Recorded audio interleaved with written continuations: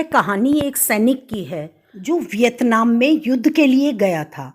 युद्ध समाप्त होने के बाद जब उसके घर लौटने की बारी आई तो उसने अपने माता पिता को सैन फ्रांसिस्को से एक फ़ोन किया। माँ और पिताजी, मैं घर आ रहा हूँ, लेकिन घर आने से पहले मुझे आपसे एक बात पूछनी है।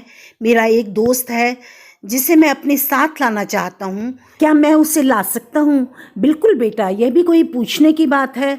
हमें तुम्हारे दोस्त से मिलकर बहुत खुशी होगी, माता पिता ने जवाब दिया। लेकिन पहले एक बात आप लोग जान लें, सैनिक बोलता गया, युद्ध में यह बहुत बुरी तरह घायल हो गया है। हुआ ये कि उसने एक बारूदी सुरंग पर पैर रख दिया था, जिससे उसकी एक हाथ और एक पैर चला गया है। उसके पास कोई जगह नहीं है जहां वह जा सके, इसलिए मैं उसे अपने साथ लाना चाहता हूँ। उसकी माँ बात सुनकर बोली, बेटा, तुम्हारे दोस्त के बारे में जानकर हमें बहुत दुख हुआ।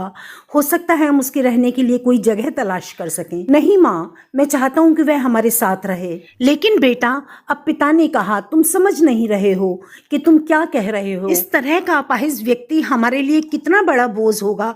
हमारी अपनी जिंदगी है जीने के लिए, और हम नहीं चाहते कि इस तरह की कोई भी परिस्थिति हमारी जिंदगी में दखल दे। मेरे हिसाब से तुम्हें अकेले घर आना चाहिए, अपने दोस्त को वहीं छोड़ आना चाहिए।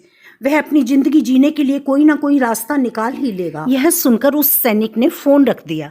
कुछ दिनों बाद उसके माता पिता के पास सैन फ्रांसिस्को पुलिस से एक संदेश मिला कि उनके बेटे की एक बिल्डिंग से गिरकर मौत हो गई है। पुलिस के हिसाब से यह एक सुसाइड केस था। दुखी माता पिता ने तुरंत ही सैन फ्रांसिस्को के लिए फ्लाइट बुक कराई और वहां पहुंच गए। यहाँ पहुंचकर उन्हें मुर्दाघर ले जाया गया ताकि वे अपने बेटे की पहचान कर सकें। उन्होंने उसकी पहचान कर ली, किंतु ये देखकर उनकी कपकपी छूट गई कि उनके बेटे का एक हाथ और एक पैर था। दोस्तों, इस कहानी में जो माता पिता हैं वे आम लोगों की तरह हैं, जो अपनी सुविधाओं को सबसे अधिक महत्व देते हैं। ऐसे लोगों को प्यार करना या उनके साथ रहना नहीं चाहते जो दिखने में अच्छे ना हों, अस्वस्थ हों, या फिर जिनके साथ रहकर वो मजा न कर पाएं, जो किसी भी रूप में उनके लिए असुविधाजनक हो। वे ऐसे लोगों से दूरी बनाकर रखना चाहते हैं, जबकि होना ये चाहिए कि हमें मानवीय होना चाहिए।